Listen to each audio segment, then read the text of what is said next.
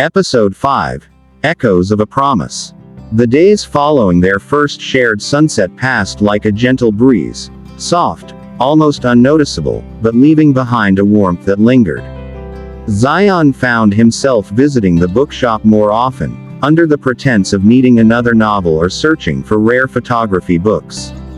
Kamsi always greeted him with that knowing smile, the one that made his world tilt slightly on its axis. One rainy afternoon, as thunder rolled faintly in the distance, Zion entered the shop to find Kamsi rearranging a display.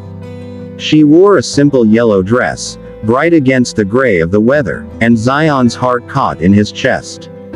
"You're back," she said, not looking up, but the joy in her voice was unmistakable. "I guess I'm becoming a regular," Zion joked, sliding his hands into his pockets nervously. She chuckled. "Or maybe the universe keeps sending you back." They talked for hours, about books, about dreams, about the silent fears they both carried, the ones they rarely shared with others. Zion told her about his late mother, how photography became his way of holding on to moments he was afraid to lose.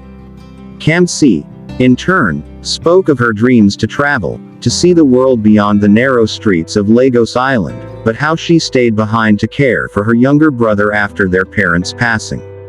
In those whispered stories, a promise formed, not spoken aloud, but etched in the air between them. A promise to be the safe place each had been searching for. As the rain continued to fall, Kamsi reached for an old book and handed it to Zion. On its first page, written in faded ink, were the words, "Greater than, home is not a place. It's a feeling. It's the people you find along the way." Zion looked up to find her watching him, her eyes soft and glistening.